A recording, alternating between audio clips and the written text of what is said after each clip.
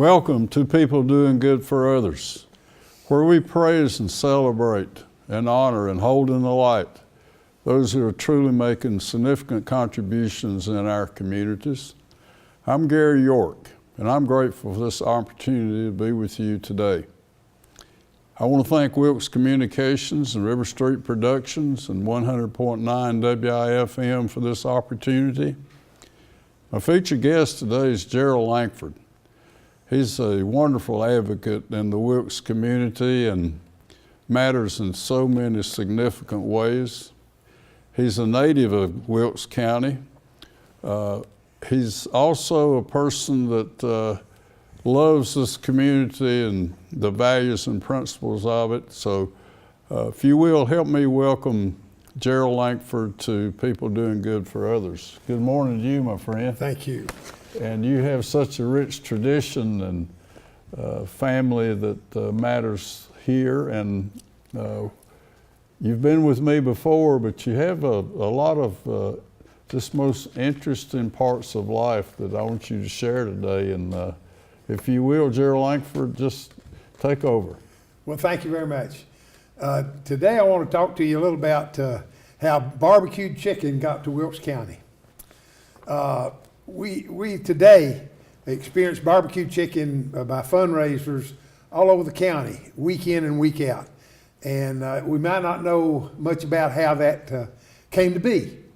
In 1953, there was a guy by the name of C.C. Pratt who graduated from NC State and came to work in Wilkes County as the assistant farm agent. And earlier, when he was at NC State, they had done a science project on how to cook chicken.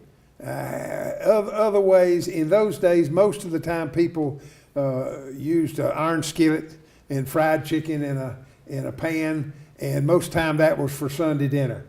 And chicken was a very inexpensive product, and Wilkes County was in the formative years of being one of the major poultry producing counties in our country.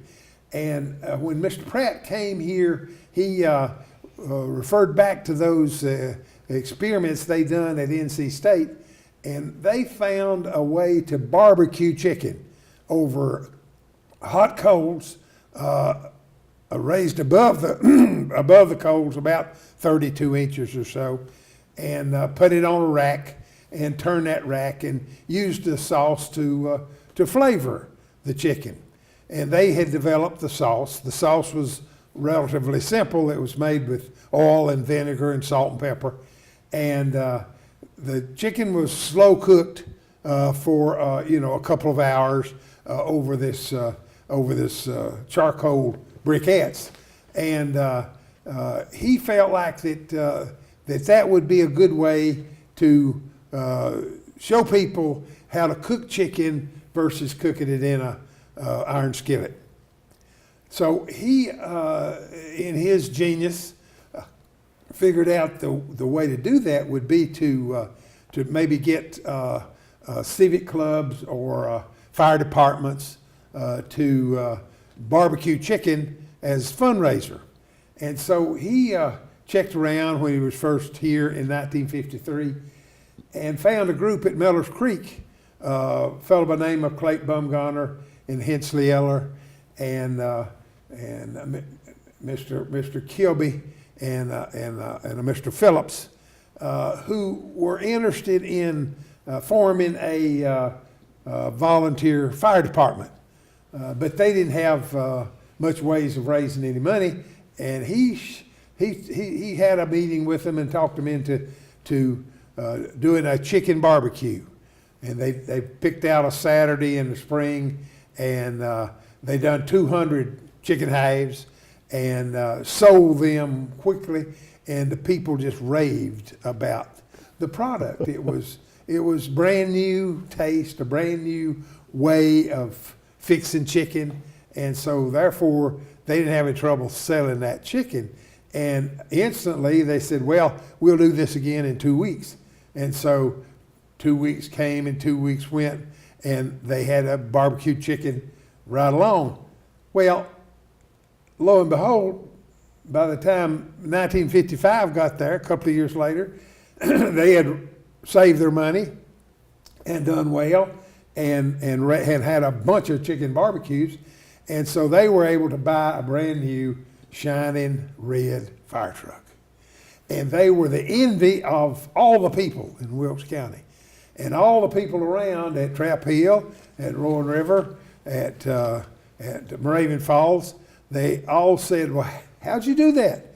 And they said, well, we had chicken barbecue once every 2 weeks, and we was able to raise enough money to buy a fire truck.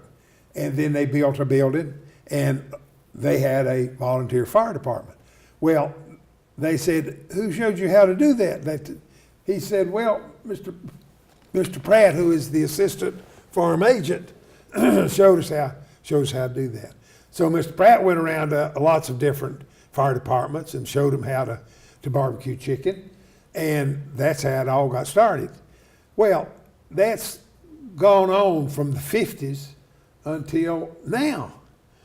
Every week there is a dozen or so barbecue chicken events that take place in Wilkes County to raise money for some good project.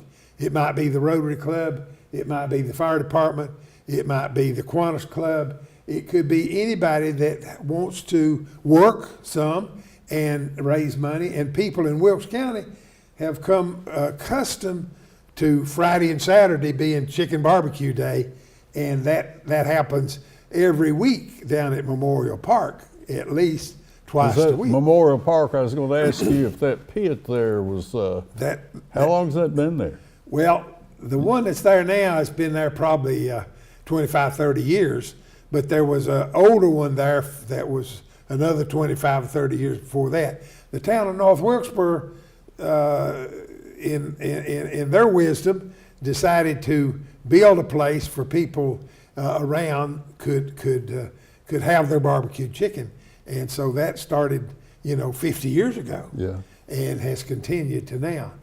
And all that was the work of Mr. Pratt. He continued as the assistant farm agent, worked his entire career in Wilkes County as the farm agent, and had done a lot of things, but the main thing that I give him credit for is bringing barbecue chicken.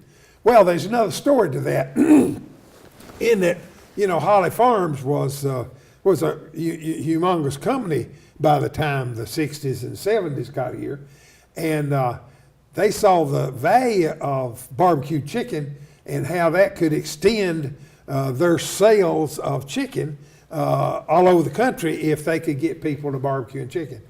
They put together a truck. They took a 18-wheeler and took the trailer part of it and made a barbecue rack down the middle of it, and heated it with propane and lava rock, and that mimics the charcoal and makes it safer and quicker and easier to do.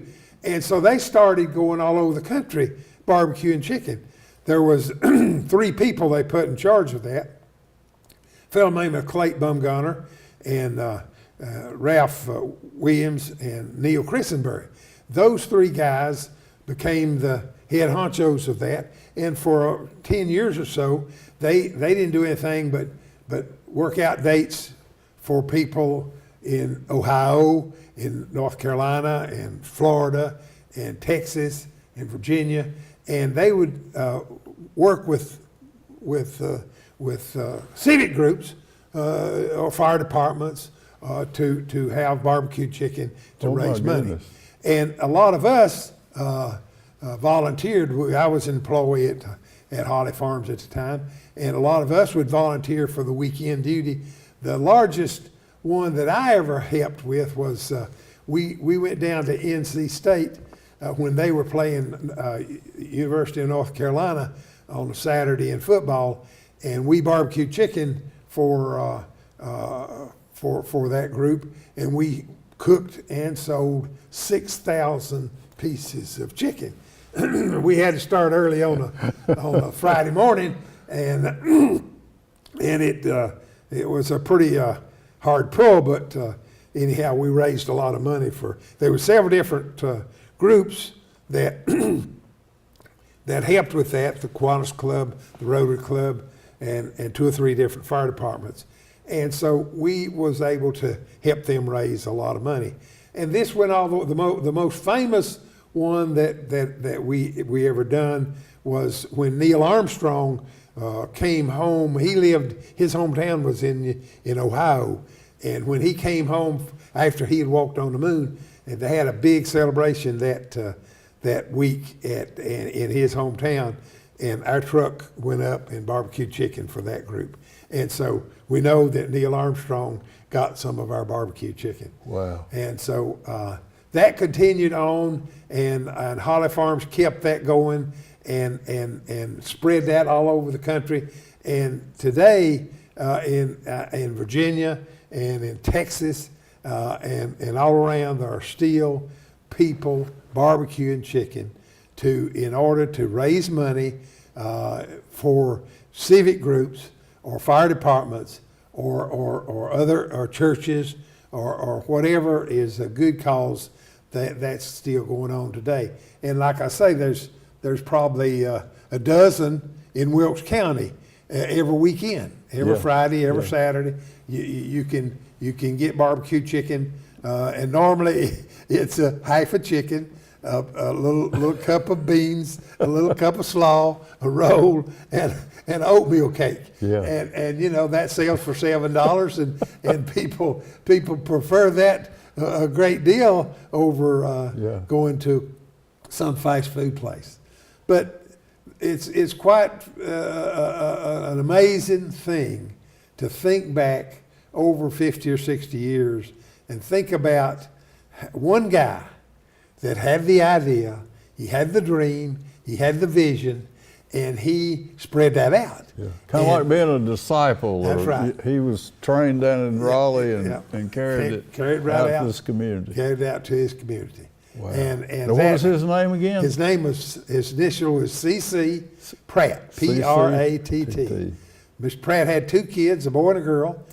I run across the son. Son doesn't live here, but he was here visiting for a high school class reunion back in the summer, and I got to speak to him, and I told him this story, and he said, I knew about that to a great degree, but I didn't know all the details. He said, How fascinating, I didn't Gerald. know all of that. Wow. And so he appreciated me telling him about that. And I worked for 35 years at Holly Farms and experienced all that myself. And then later on, I worked another 10 years at the hardware store in downtown North Wilkesboro. And I've told this story plenty of times. And in the Rotary Club, we have 2 chicken barbecues per year, usually in the spring and in the fall. And all the new members and all the new guys that come into our club, I set them down and say, now let me tell you something. This is how this happened. And you need to know, you need to remember it, and you need to make sure that you pass this on to future generations. Talk a little more about the Rotary Club. When I'm a guest there, I always see you, the vitality of it, the energy it has, and the great sense of community. Gerald Lankford, how's that work? We started the Rotary Club back in the 60s.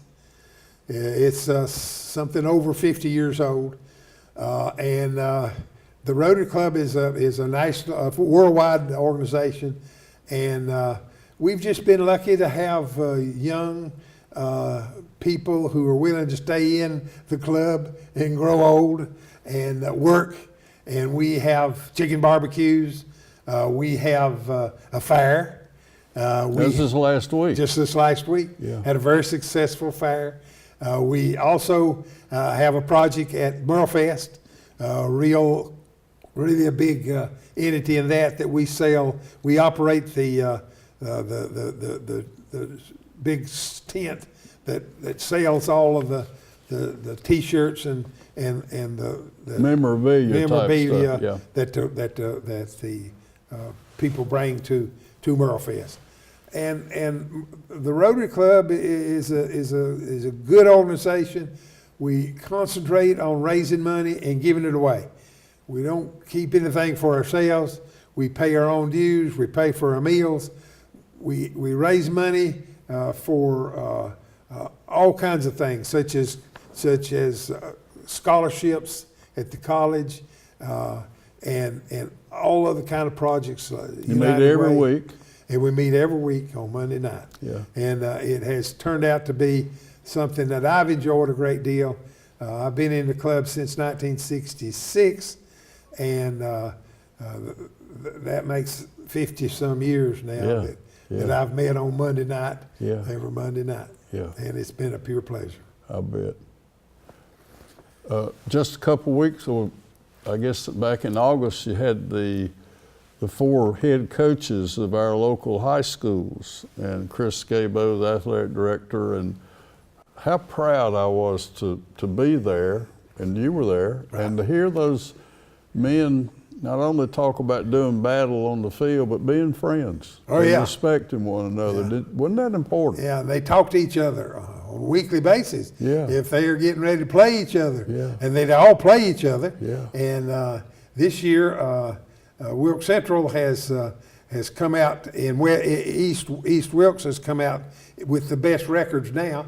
And they, in a couple of weeks, will be playing each other. So we'll find out Wow. who has the bragging rights for this next year. Yeah. You were going to talk about your high school coach a little bit. You want to do that now? Oh yeah, I played ball at West High when West High was brand new. We got a brand new coach when I was in the 11th grade. His name was Ray Triplett. Ray Triplett had played Wilkesboro ball here at Wilkesboro, and then played ball at Appalachian. And when he graduated, he came back and became the coach at West Wilkes, and continued to be the coach there for another 10 years, and developed really, really good teams. We had not had a good record of winning games when he got there, and he taught us how to win football games. And you win football games by getting ready, one thing, and you win football games by what you got in your head. And he was able to flip that switch and put us in a situation where we could win ball games, and we did. Was he a local guy? He's a local guy. Okay. Grew up here in Wilkesboro. Okay. Married. His wife was Garwood, and he was the quarterback, and she was the cheerleader. Really? And he went on to Appalachian and played ball at Appalachian, and then came back here and coached for another 10 years. He played ball here at Wilkesboro. Okay. A little idea about the consolidation. What schools, can you remember that? Oh, yeah. Schools that came to make West Wilkes? West Wilkes was consolidated with Mount Pleasant. Miller's Creek and Mount Pleasant came together to form West Wilkes. Okay. And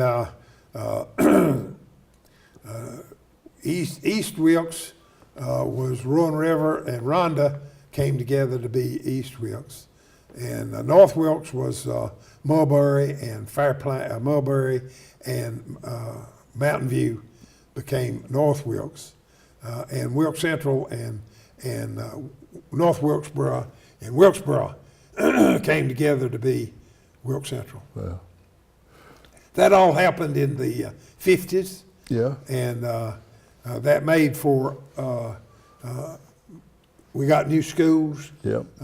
We got new beginnings, and it made a tremendous difference. At about the same time, Wilkes Community College came along, and that along with the new schools at high school level, and then it wasn't long after that we got brand new middle schools. Yes. And so one of the main things that a county or an area has is education. Yes. And if you have good education, good community college, good high schools, then your chances of success is Yeah. much greater than if you don't have them.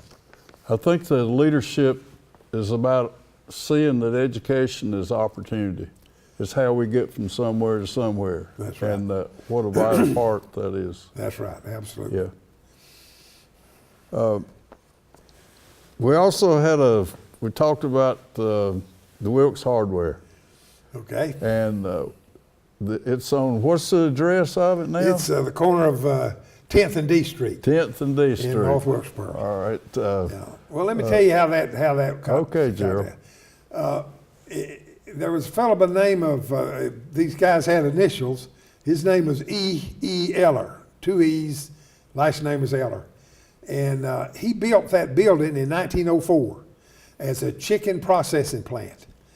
And this was the infancy of the poultry business in Wilkes County. People were growing barnyard chickens. They didn't have chickens in what we call later as hothouse chickens. They grew the chickens in the barnyard, and they would take them to town and sell them to Mr. Eller, 10, 15, maybe 25 at a time, and have enough money to buy some sugar or some salt or some flour and buy the things they needed to finish out what they were growing in their gardens at home. And he took those chickens, and my grandfather Forrester worked in that chicken plant. He picked chickens. Yeah. And my grandfather Lankford worked in that plant. He was at a later date, but he worked in that plant when he was a boy. But what he would do is take those chickens in, put them on a rack, cut their throats, bleed them out, and take that rack and bend it over into a scalding vat of water and scald the chickens and then pick the feathers off. And then he put the chicken whole, had the feet, the head, everything about it, the viscera all intact, and to put it in a wooden barrel, iced it down, put it on the train, and sent it. Did he make his own ice? I had that question. I was wondering about that. No, there was an ice plant down on Cherry Street in North Wilkesboro for years and years and years. One of the first businesses in town was an ice plant, and they froze. They had a mechanism to do this. They froze 200-pound blocks of ice and sold it, and Oh my goodness. And people went out on a route and took it to their houses, and that was before there was rural electricity, and they had ice boxes, and they put a chunk of ice in the ice box and kept the milk and the butter cool so that they could use it down the road. But anyway, he bought his ice from the ice plant, and he put that ice. They chunked it up, put that ice in them barrels, seal that barrel up, put it on a train, and sent it to New York City. And this was a business that How in went the on. world would a man like that make those connections? Do you have any idea? I have really no idea. I just know that there was a guy across the street from him by the name of Knight Smithy, and Knight Smithy, he had the same business plan that Mr. Walton had for Walmart, but he was a little bit earlier. But Mr. Smithy, he had 19 different stores by 1940, and he had them in West Jefferson and Sparta and Taylorsville and Statesville and all around. Yeah. And he went to New York City, and he would go to New York City. The legend is, and buy a boxcar load of soap or a boxcar load of overalls. And he would go, he knew how to do that, and I'm sure that maybe Mr. Eller tagged along and figured out how to do that too. But that went on from 1904 till up in the 30s, and the history books around does not record what happened to Mr. Eller, whether he decided to retire or whether he passed away. I'm not sure. So but he just kind of disappeared. kind of disappeared in the 30s, in late 30s at least. So he operated from, 25, 30 years in that business. And that was kind of the beginning. But by 1940, the processing plant at Wilkesboro had been built as an economic development project for Wilkesboro. And they started, it was a very small plant at the time, but they started that plant then, and that continued the chicken business. And of course, we talked about that in another session, but that was one of the ways that the chicken business got moving, was by small people with hatcheries, or with the processing plant, with the feed mill, different kind of ways that got going. And all of a sudden, they were raising chickens in what they called hot houses, where they would have a dedicated house, and they'd have stoves and in it to heat while the baby chicks How were did farmed. they heat? Talk about that a little They bit. heated primarily with coal. Coal was a cheap commodity.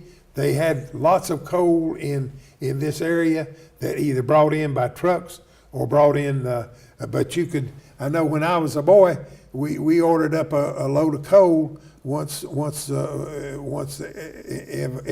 every time we got low, and we could get a load of a truckload of coal. They'd dump it out on the ground.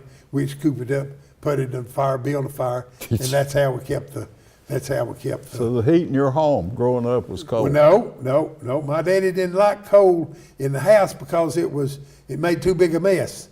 He used wood. He did. He used wood, and of course he used wood in the chicken houses some too, depending on how what we had. In a coal stove, you can burn wood or you can burn coal, either one.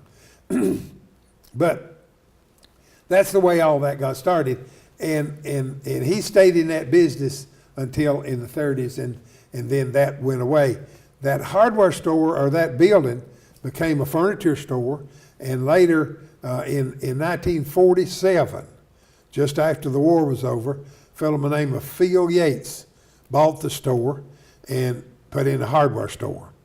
Mr. Yates was a very, very fine Christian man.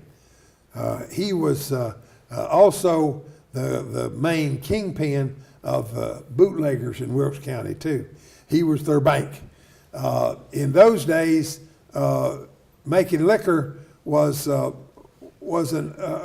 reasonably good way to make a living, and lots of people didn't have any other way but that. My family never was in the liquor business, but a lot of people that we knew, of course, was, and so Mr. Yates was the kind of the kingpin, and he wanted a place to have his a hardware store that would allow people to buy what they needed to be able to steal out of. And so he started the store, and the store flourished in those years, in the 40s, in the 50s, and the 60s. Well, by the time during that time, he had a second business, and in every little community there was a little liquor house, and he furnished those liquor houses with either bonded liquor or with moonshine, whichever one they wanted. Yep. And he done that kind of business too. But by the time the 60s got here, they legalized whiskey, and they legalized beer, and that took the bootlegger out of it to a great degree. Talk about your ownership. And so Mr. Yates owned the hardware store on up to 1970. He retired. He lived to be at 94 years old, a very, very fine man, and done a lot of things for the community, done a lot of things for his friends. If his friends got in any kind of trouble and had to go to prison for making liquor, he took care of their family while they were gone. And so he done a lot of good things from that standpoint. A very fine man. In 1976, Mr. Yates decided to retire and sold the store to a fellow by the name of Harvey Barlow.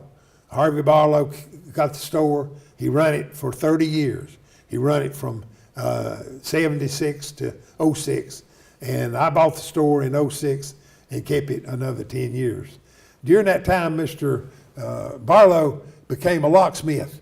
He picked up that trade and self-taught, himself to be a locksmith, and he got to where that he was a skilled locksmith. And when he sold the store, he sold the hardware store, but he didn't sell his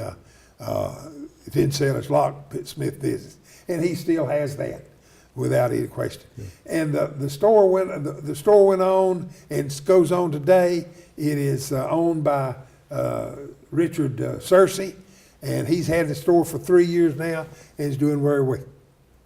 One of the main things they have is locks and keys. Yeah, yeah. And making keys. Yeah. Their main slogan is "We make keys that work." Yeah. And so they have all kinds of plumbing stuff, all kinds of household stuff.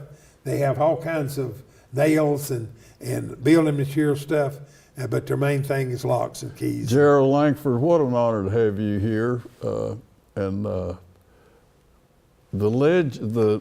The intensity you have and the compassion you have for this community just comes out in all the things that you say and do. And what an advocate you have been, are, and will be. And thank you for being my guest today. And we want to thank Wilkes Communications, RiverStreet, and having you as my friend is an honor. I want to thank you for that. And I hope you'll come again. Thank you very much. Thank you. It's been my pleasure. Sure. You're a real asset yourself.